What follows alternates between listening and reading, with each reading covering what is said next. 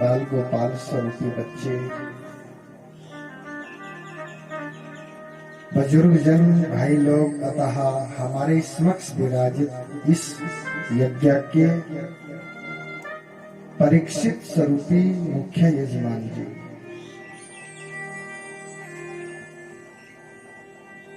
आज बड़े सौभाग्य का वो दिन हमारे लिए भगवान जी ने अदा किया है कि आज हमारे गांव कस्बे में मेरे परमात्मा पधारे।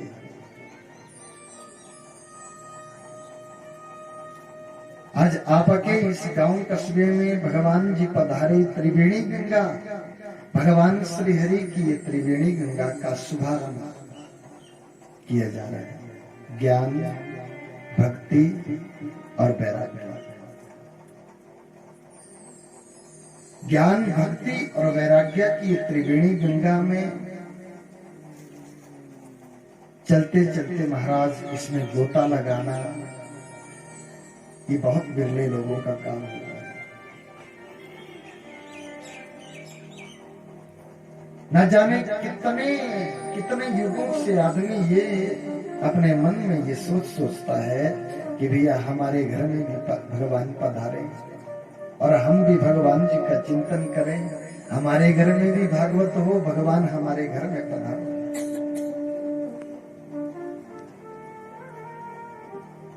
तो भगवान जी ने ये मौका दिया है। कहते हैं कि जहां भी श्रीमद् भागवत महापुराण की कथा का शुभारंभ होता है, वहां के लता, वृक्ष, पत्ते, प्राणी सब भगवतमयी हो जाते हैं, भगवान जी में लीन हो जाते हैं। ध्यान देना, सुसुप्त अवस्था में भी कोई देवता हो वो भी जागृत हो जाता है। भागवत की कथा ही ऐसी है। और पहले दिन की कथा में यहां तक सुचारू रूप से इस कार्यक्रम को हमने शुभारंभ किया और ये तय है कि पहले दिन की कथा में देरी होती ही है। 33 कोटि देवताओं का आवाहन करना, उनके बैठने, खाने, सोने, रहने की व्यवस्था करना। दूर दूर से पुरोहित लोग आएंगे और इस व्यवस्था को यहां तक पहुंचाने के लिए इतना समय लगा है। बाकी सब औपचारिकता हम कल की कथा में कर लेंगे, लेकिन भगवान जी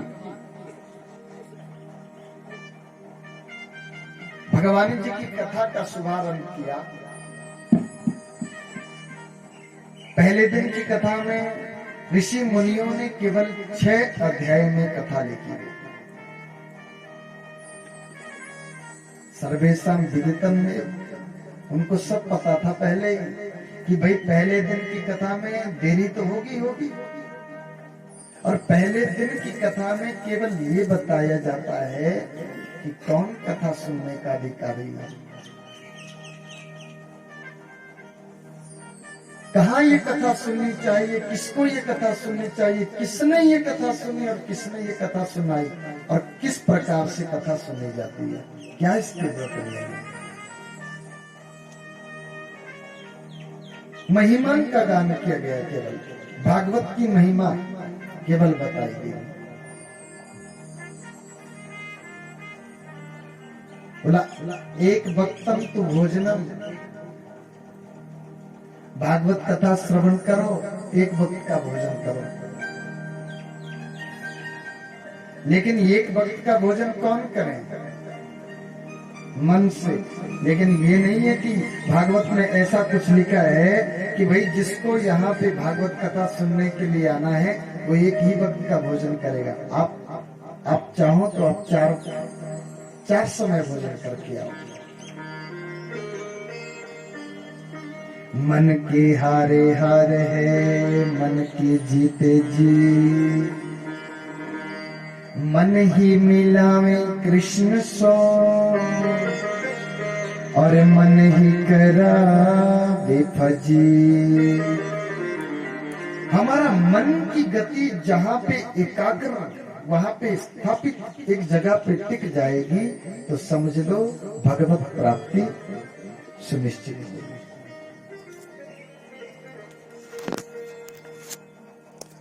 भागवत कथा श्रवण करने का मतलब है कि भगवान मिल जाएं तो। अब बहुत सी कथाएं पहले भी माताओं बहनों ने बहुत सी कथाएं सुनी है, मेरे को मालूम है। ये कोई पहली कथा तो हो ही नहीं जा रही है इस कस्मे में कि भाई पहली कथा हो जा रही है। पहले भी कथा सुनी, भगवत प्राप्ति हुई। भगवान जी आपको दिखे क्या? वो झोंके में आए कि आपको दृष्टांत तो दिया या आपके समक्ष आए?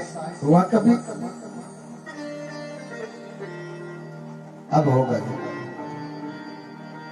लेकिन होगा कैसे?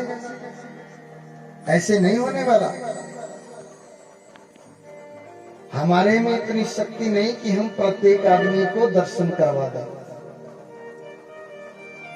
अब भी तभी होगा जब हम कथा श्रवण करने के लिए आए और यहाँ पे आकर के बस केवल अपने मन को भगवान जी के चरणों में लगाए। भाव से बोलो राधे राधे, भाव से बोल दो। जब तक हमारा मन एक जगह पे ध्रुव न बन जाए, एक जगह पे अड़िग न बन जाए, तब तक हमें भगवत प्राप्ति नहीं होने वाली। आप एक कथा छोड़ करके 1000 कथा सुन लो, तब कैसे होने वाली भगवत प्राप्ति? भगवान जी की प्रतिज्ञा है, तुम तन से किसी के बने रहो लेकिन तुम मन से केवल मेरे बने। मन से केवल आप अपने मन को यहाँ पे छोड़ के जाना। आप तन से बन, भले ही मर्जी जिसके बनना भी। भगवान जी को ये नहीं। भगवान जी कहते हैं एक वक्तव्य तो भोजनम, किस आदमी के लिए जो कर सकता है। ये किसी के ऊपर ऐसे थोपा नहीं जाएगा, भैया तुम्हें ये एक वक्त का भोजन ही करना पड़ेगा तब तुम कथा में आ सकते, ऐसे नहीं। लेकिन हमारा मन माने कि एक वक्त का भोजन क्यों बताया गया? कि कथा में आलस्य न आए। ये व्रत नहीं है, ये व्रत नहीं किया जा रहा है कि ये व्रत किया हुआ है, ये व्रत नहीं है। व्रत की परिभाषा तो वो है कि कन्हैया जब तक तुम ना मिल जाओ ना हमें, तब तक हम अन्न को छुएंगे नहीं, खाएंगे नहीं हम अन्न को। और भगवत प्राप्ति हो जाए तभी हम अन्न ग्रहण करेंगे। धन्नाजात, मीराबाई, कर्माबाई, सग्गूबाई, आपने सुनी होगी कथा, वो उसे कहते हैं व्रत। लेकिन ये उपवास है, केवल एक वक्त का भोजन छोड़ा जा रहा है। वो भी किसके लिए? कि कथा में कहीं हमें आलस्य ना आए और हमें निद्रा ना आ जाए, इसीलिए केवल ये उपवास किया जा रहा है। पत्राबल्यम तो भोजनम, एक वक्त का भोजन बताया गया। लेकिन भगवान जी ने ये भी साथ में कहा कि भैया ऐसा उपवास मत करना, ऐसा उपवास मत करना कि जिस उपवास से इस कथा में ही विघ्न आ जाए, इसमें ही विघ्न आ जाए। कैसा विघ्न? ना उपवासो परम प्रोक्ता कथा विघ्न करो यदि।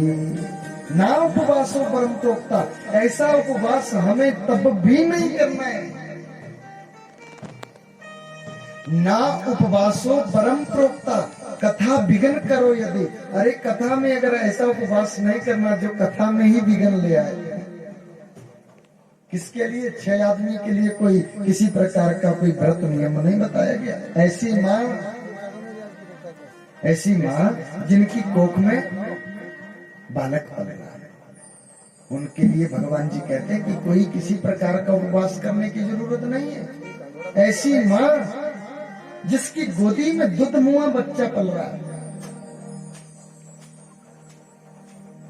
जिस मां का दूध बालक पीता है उसको भी उपवास करने की जरूरत नहीं है। बच्चों के लिए, बुजुर्गों के लिए, और ऐसे लोग जो नित्य प्रति क्या लेते हैं महाराज, मेडिसिन लेते हैं, जो नित्य प्रति दवाई लेते हैं, उनको अपना कार्यक्रम जैसे सुचारू रूप से चलता आ रहा है वैसे ही चलाओ। भगवान जी कहते हैं कथा श्रवण करने का अधिकारी केवल वो है जो किसी से निंदा नहीं, किसी की निंदा नहीं करते और किसी से द्वेष नहीं करते। वही तो असली भगवान जी की कथा के श्रोता हैं। श्रोता, कथा लगी है, 3 प्रकार के श्रोता आएंगे। एक श्रोता आएंगे जो कथा सुनने के लिए आएंगे, एक श्रोता आएंगे ऊपर से बढ़िया पंखे लगा करके रखे हैं यजमान ने, नीचे गद्दे बिछे हैं, है ना। अगर इनको उठा दिया जाए तो ठंडी ठंडी हवा आर पार होगी, तो भैया यहाँ पे सोता, यहाँ पे निद्रा भी आ जाएगी। और तीसरे में कौन आएंगे? तीसरे में कुरेता भी आएंगे। वो ये देखने के लिए आएंगे, केवल और केवल ये देखने के लिए आएंगे पंडित कहाँ से आया है, वक्ता कहाँ से आया है, कैसा वक्ता है। वक्ता तक खरा था पर वजन नहीं डंगारेगा, आंधा था आया, बस वो ऐसे ही निकालेगा। बाकी व्यवस्था तो ठीक थी ना, लेकिन पंखे थोड़े कम थे, यजमान ने लगाया हुआ।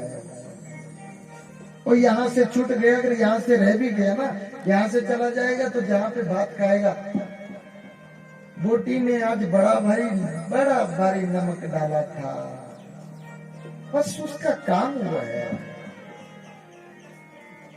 उसका काम ही वो है, बस किसी न किसी चीज में वो नुक्ताचीनी जरूर करेगा।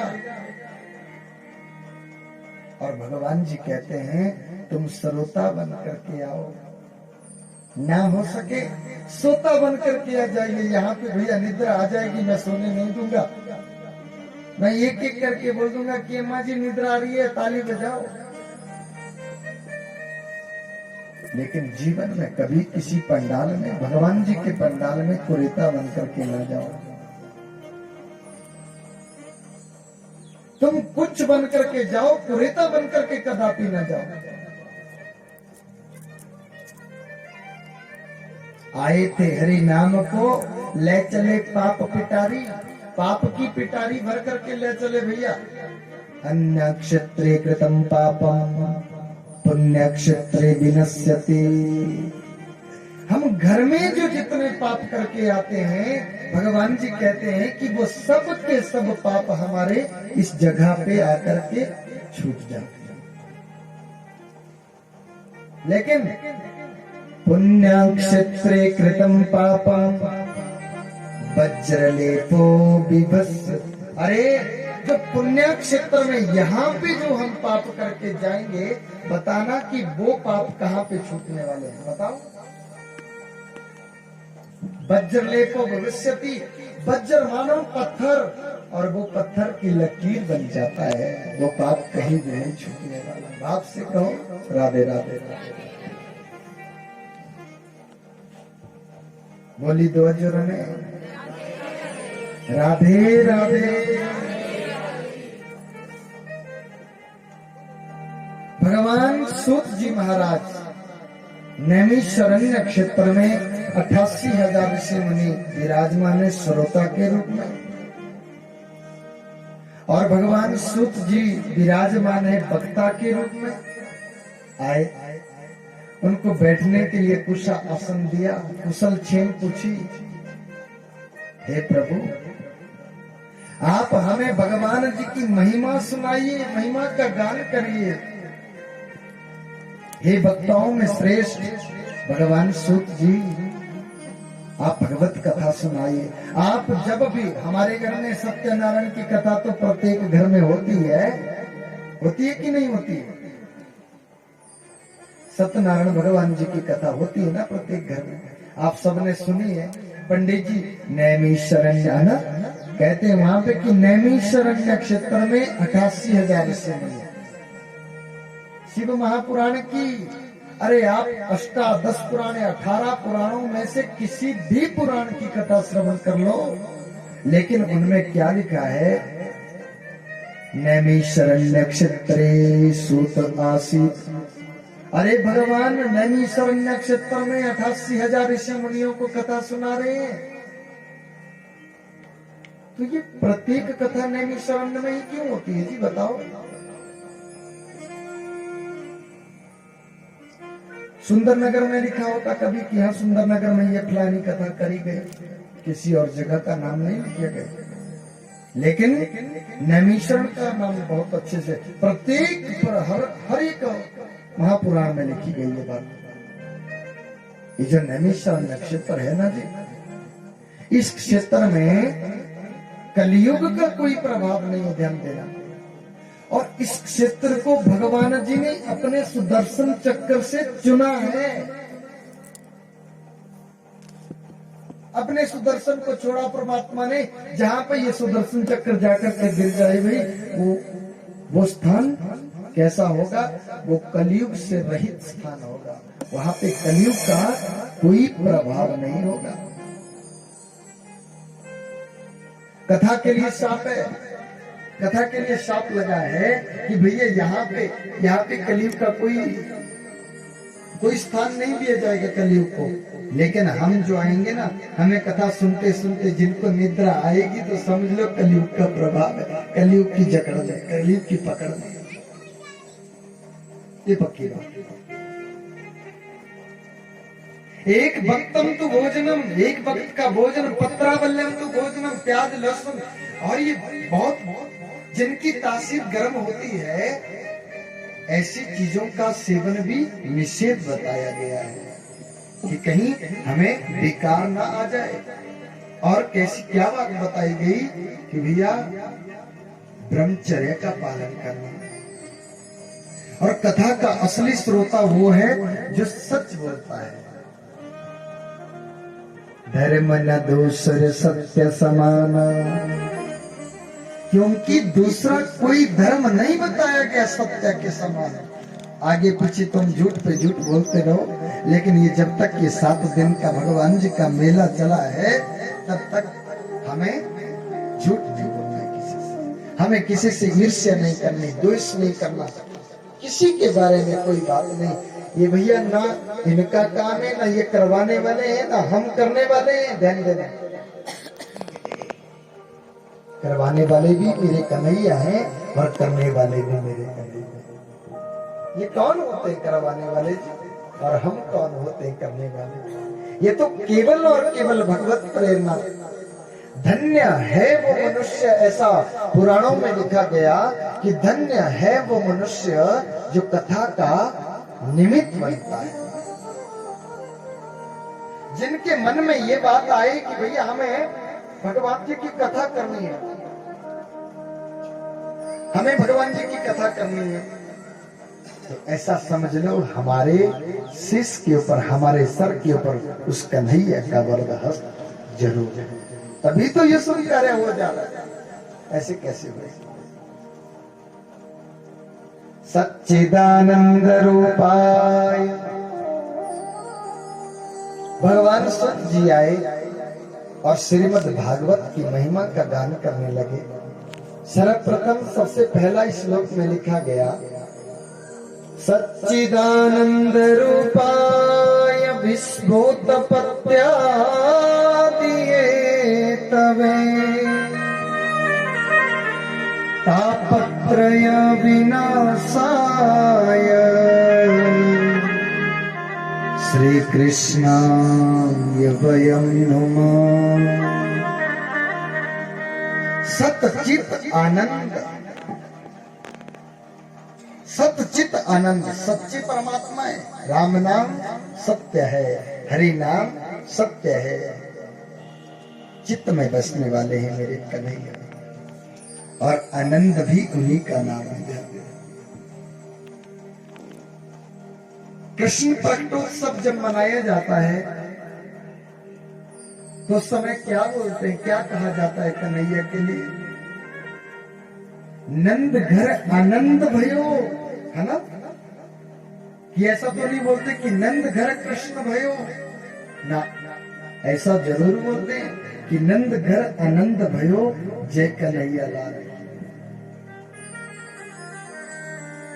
जहां पे विराजमान होकर के हमें आनंद की अनुभूति होती है वही तो कन्हैया है। और थोड़ी देर के लिए सोचना कि भैया तुम दुनिया के किसी कोने में न जाने मनुष्य अपने लिए क्या क्या ऐश्वर्य कितनी सुविधाएं लेकर के अपने घर में हम एकत्रित कर देते हैं, लेकिन आप सोचो क्या फिर भी हम आनंद में रहते हैं? ना, तो दुख तो हमें फिर भी सताता है। दुनिया में ऐसा कोई प्राणी नहीं है जिनको कोई किसी प्रकार का दुख ना हो। सबको दुख सताता है। कोई तन दुखी, कोई मन दुखी, कोई धन बिन रहे तो उदास, थोड़े थोड़े सब दुखी, सुखी कृष्ण को दास। सब के सब प्राणी दुनिया में दुखी है, ध्यान देना। लेकिन सुख में कौन है? जो दुनिया को ही परे कर दिया, जो इस झंझट से ही परे हो गए। बीच में कैसे रहते हैं? साधु पर कार्यम साध्यते इति साधु। और वो साधु संतों की अपनी गृहस्थी में भी संत प्रवृत्ति से जो रहता है वही तो सुखी है, वही सुखी है। कृष्ण घर नंद घर आनंद भयो जय कन्हैया लाल की। अरे भगवान जी के चरणों में विराजमान होकर के इससे बड़ा आनंद दुनिया में तुम कहीं भी ढूंढ करके लाओ, कहीं आनंद नहीं होगा। लेकिन जो आनंद हमें यहाँ पे आएगा प्यारे, वो आनंद कहीं नहीं। आपसे कहो राधे राधे। भगवान सूत जी महाराज 88,000 ऋषि मुनियों को ये कथा सुनाते, कहते हैं कि सुनो ऋषि, हम सब औपचारिकता कल की कथा में पूर्ण कर लेंगे, लेकिन आज समय ज्यादा हो गया। माताओं बहनों को भी घर में भी जाना है, घर का काम भी होता है। तो भैया रोज का जो हमारा हम